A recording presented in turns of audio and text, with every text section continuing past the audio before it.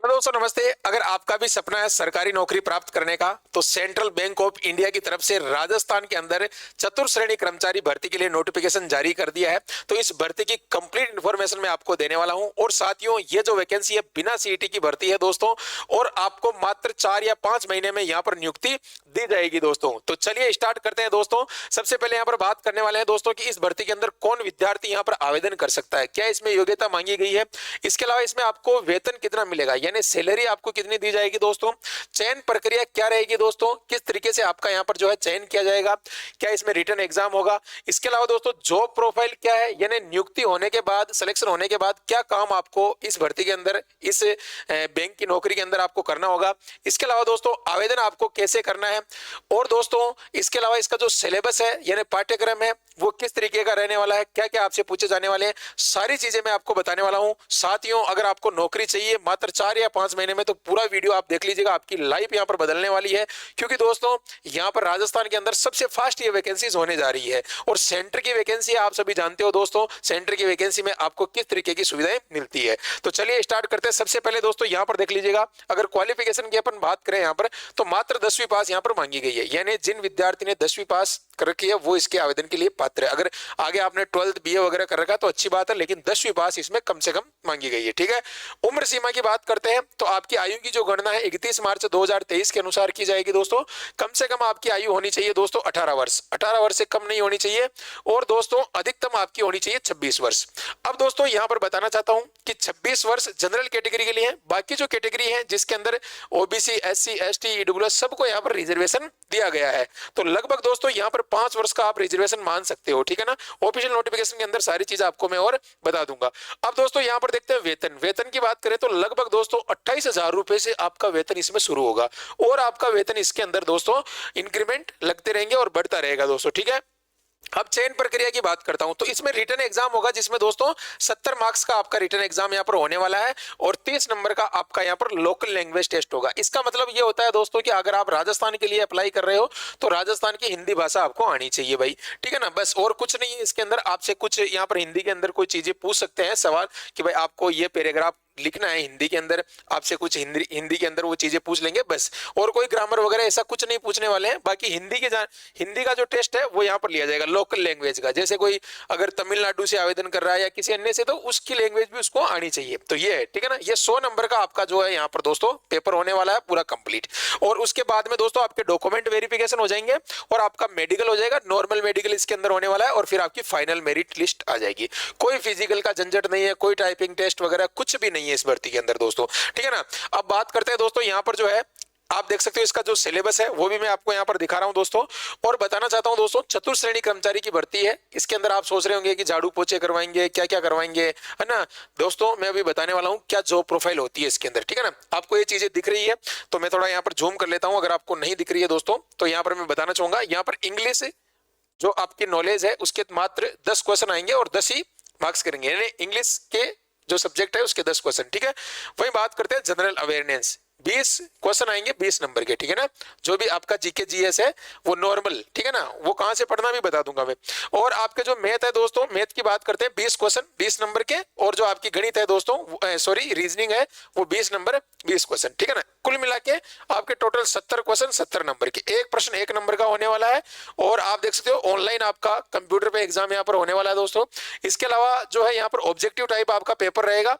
और बात करते हैं 90 मिनट का टाइम दिया जाएगा, यानी 1.5 घंटे का आपको टाइम दिया जाएगा 70 प्रश्नों को करने के लिए। आराम से कर सकते हो ना।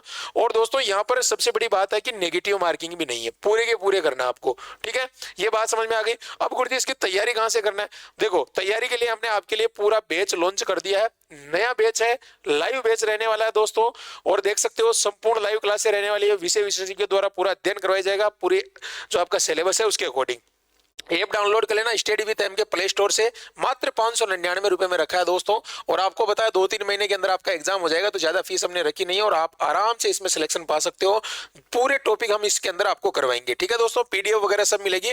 तो इस नंबरों पर भी आप संपर्क कर सकते हो 94 688 436 पे, या ऐप डाउनलोड आप कर सकते हो। ठीक है ना। इसके नोट्स भी आपको उपलब्ध करवा देंगे। ठीक है दोस्तों। तो ये बैच जल्दी लॉन्च हो चुका है, आप ज्वाइन कर लेना।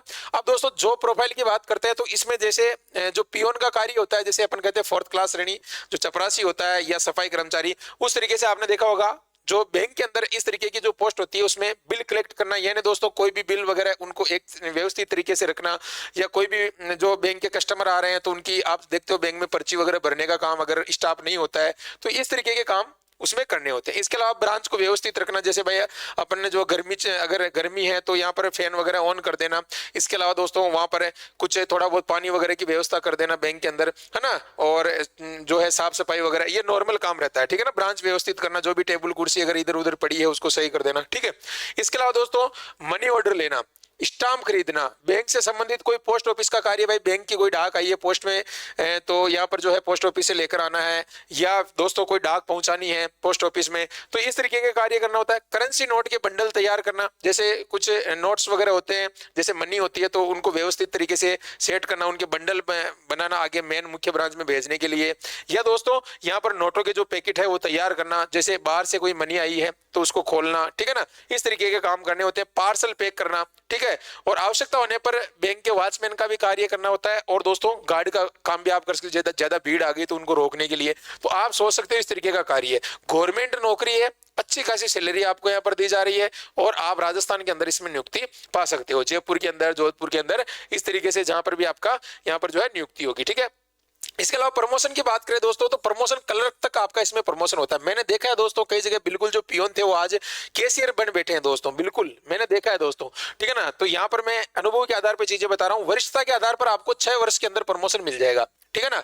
जैसे जैसे आपका नौकरी का टाइम बढ़ता जाएगा, 5-6 साल हो जाएंगे, 7 साल 8 साल तक आपको प्रमोशन मिल जाएगा, ये तो होता है। इसके अलावा सेकंड आपका जो होता है इसके अंदर विभागीय परीक्षा, डिपार्टमेंट की परीक्षा होती है, जैसे आप देखते हो दोस्तों जो अपने असिस्टेंट सब इंस्पेक्टर होते हैं ASI, उनकी एग्जाम होती है और वो सीधे SI में प्रमोट हो जाते हैं, ठीक है ना।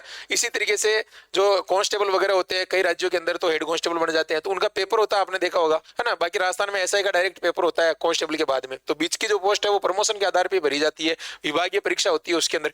तो इस तरीके से दोस्तों ये विभागीय परीक्षा के आधार पर भी आप कलर तक यहाँ पर बन सकते हो, और सैलरी भी आपकी बढ़ जाएगी, ठीक है ना। इस तरीके से ये प्रमोशन है, सुविधाएं आपके सारे यहाँ पर HRA DA वगैरह सब कुछ आपको मिलेंगे, यहाँ पर कोई दिक्कत नहीं है, ठीक है। इसके अलावा दोस्तों यहाँ पर बात करना चाहूंगा आवेदन कैसे करना है। तो सबसे पहले दोस्तों आपको पता है 20 तारीख से इसके फॉर्म स्टार्ट हो गए हैं, ठीक है ना, और 9 जनवरी तक इसके फॉर्म भरे जाएंगे, ठीक है। और इसका जो कॉल लेटर है एग्जाम का वो यहाँ पर जनवरी के अंदर जो है आपको मिल जाएगा दोस्तों, यानी आपको परीक्षा देने के लिए। और अगर बात करते हैं दोस्तों ऑनलाइन एग्जाम जो है आपका वो फरवरी में इसका हो जाएगा, और जो है यहाँ पर दोस्तों रिजल्ट भी आपका फरवरी में जारी कर दिया जाएगा, ठीक है। और अप्रैल के अंदर जो है आपकी सिलेक्शन की लिस्ट यहाँ पर आ जाएगी। अब आप सोच लो, मैंने जैसे बताया 4-5 महीनों के अंदर पूरी प्रोसेस आपकी हो रही है इस भर्ती के अंदर, ठीक है।